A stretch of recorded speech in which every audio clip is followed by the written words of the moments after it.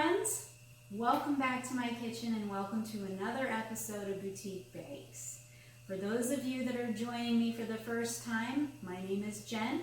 My husband and I own Barron's Boutique in Seven Lakes, North Carolina, and pre-COVID I would bake cookies for customers that stopped in so they had something a little sweet to nibble on while they shopped. During COVID, of course, we had to shut down, and I started sharing my recipes with you through video so that you could try some of my favorites at home. Now that we're back and opened again, I haven't started serving cookies quite yet, waiting till a safe time to do that, but I thought I would share a fall cookie with you today. It's crisp and cool outside in North Carolina. It's a beautiful day and it certainly feels like fall. So I thought I'd share a pumpkin cookie recipe that I tried for the boutique last October. It was delicious, and today I'm going to do a little bit of a different version. Last year I did a pumpkin cookie with a cream cheese icing to it. It was extremely tasty, tasted very much like a pumpkin roll. But today I'm going to do pumpkin cookies with, you guessed it, chocolate chips. And of course my favorite brand of chocolate chip. So let's get started. In preparation, you're going to want to preheat your oven to 350 degrees Fahrenheit.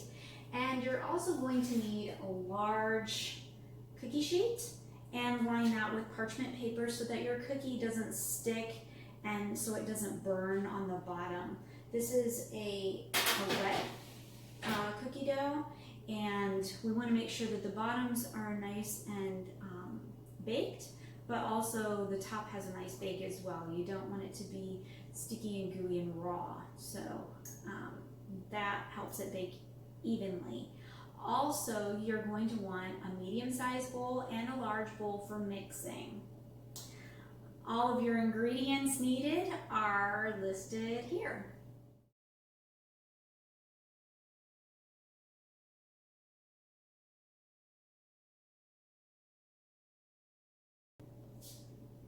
To begin, we're going to use our large mixing bowl and start mixing some of those dry ingredients.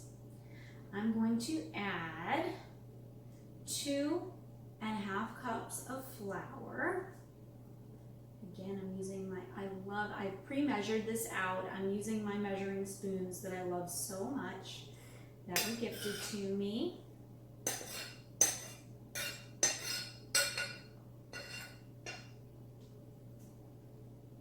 Next, we're going to add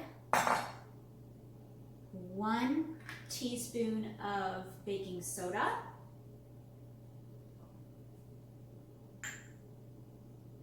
1 teaspoon of baking powder,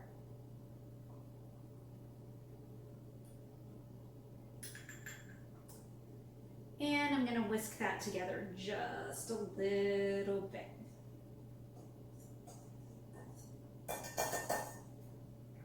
All right. Next, I'm going to add cinnamon, 2 teaspoons of cinnamon.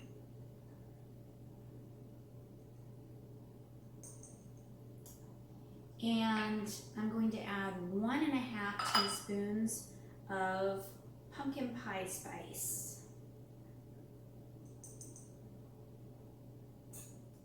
And last but not least, I'm going to add a 1/2 teaspoon of salt. Salt is sticking on me for some reason. I have pink Himalayan. You can use a sea salt as well.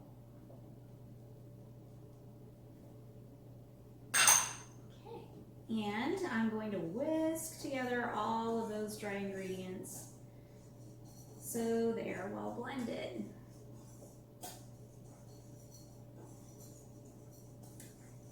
And next, we're going to move on to our wet ingredients. We're going to set this large bowl aside and utilize our medium-sized bowl. I've set aside my large bowl of the whisked dry ingredients. Next, I'm going to add half a cup of softened unsalted butter in my medium-sized bowl. I'm going to add 3/4 cup of brown sugar,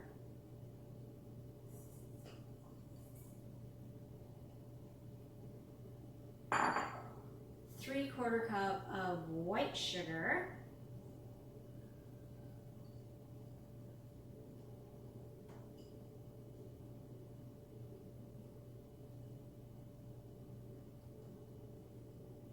and I'm going to start blending that together until it's creamy.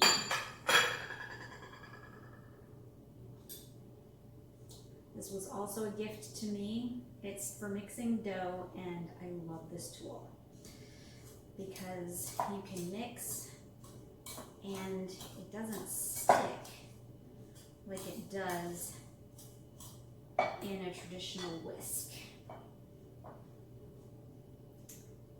So easy to clean out and continue blending. Oops, get every bit of that butter.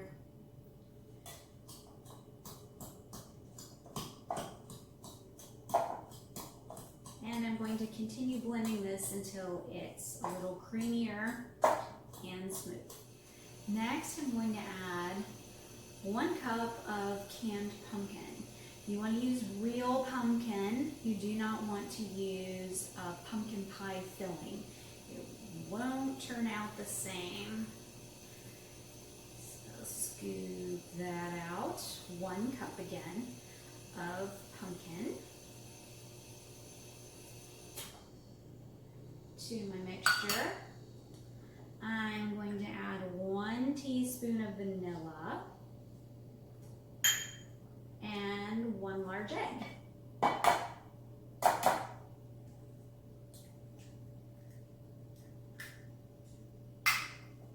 And go back to currying that together until all of the wet ingredients and the sugars are well blended and everything is nice and creamy. All right, hand mixing is great for the arms, right? I chose to hand mix today. Sometimes I use my mixer, my mix master, but today I just felt like doing it by hand. And look at this, this is what I mean. I'm mixing this, and the tool's just mixing right through. Doesn't stick. I love this thing. All right, once that's nice and creamy, we want to add our wet mixture to our dry mixture in the large bowl. And if you're using an electric mixer, get tongue-tied. If you're using an electric mixer, you want to be careful on this step. You want to make sure that you're not over mixing, or you'll end up with a denser cookie in the end. You want them to be nice and light and fluffy. It is definitely a soft cookie, this pumpkin cookie. So I've added my wet ingredients to my dry ingredient bowl, scraping out every last delicious drop.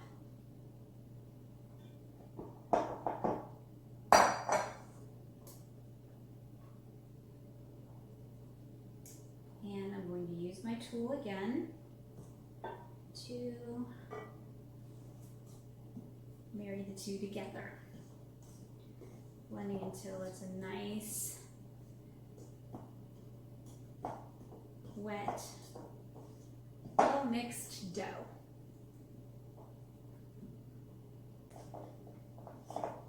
Okay.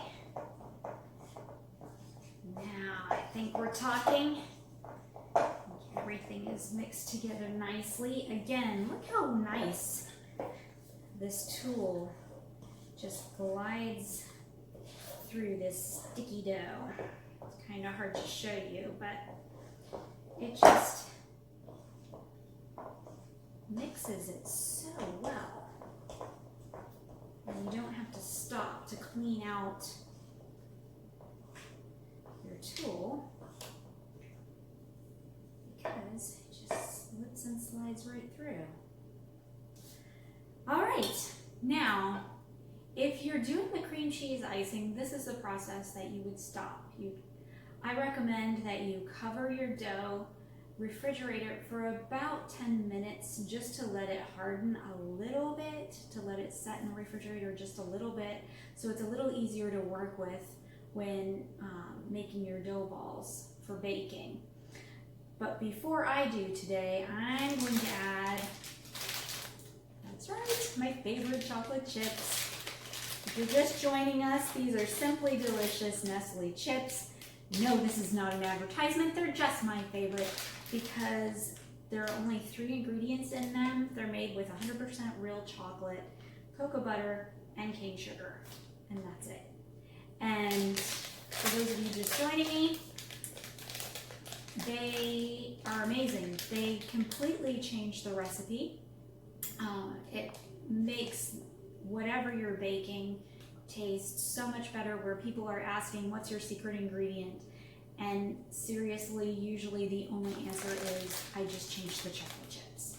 So I'm going to, usually I add an entire bag, but I think for these, I'm going to add about a half a bag.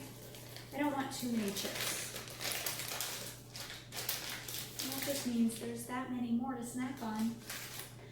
So let's mix the chips together in our dough.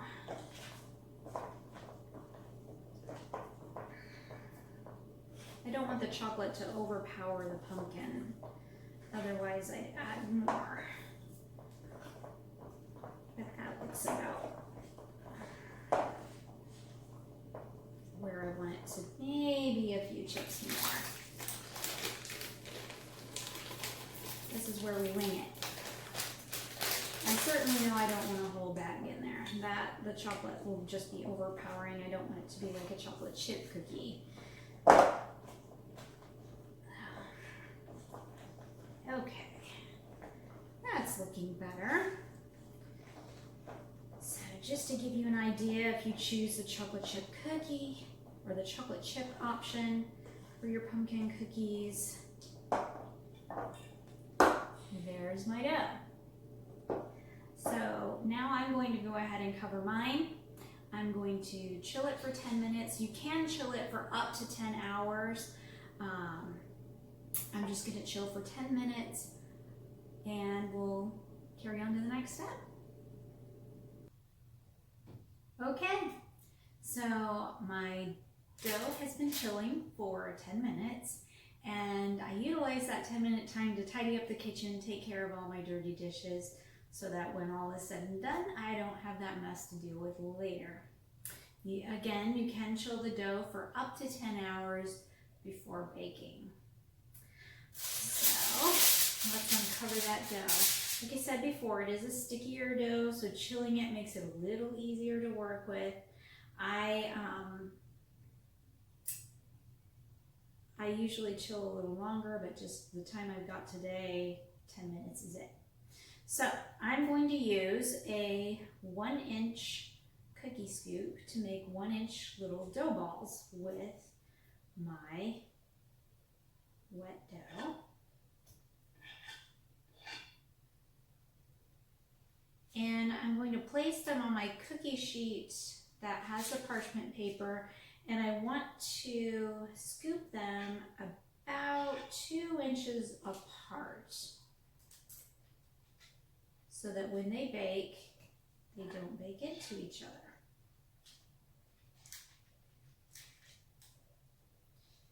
And I'm going to continue this until my sheet is completely full, or until I make as many cookies as I want to yield today. The beauty of this dough is that you can freeze it. You can make up your dough balls and freeze them for several months before baking, and then just take them out, place them on a baking sheet frozen, and add a couple minutes to your bake time for that frozen dough. And they turn out just as tasty, just as fresh. It's a great one to make if you are planning for a couple of different events and you want to bring something fresh and baked, but you don't have a whole lot of time to make the dough itself. Over the weekend, make the dough, make your balls, freeze the dough balls, and place and bake right before your dinner guests arrive or right before you leave for a dinner party. This weekend we have 2 friend events to go to, so I thought I would make a few for those to bring. Okay, one more, and I think this cookie sheet I'm going to call done.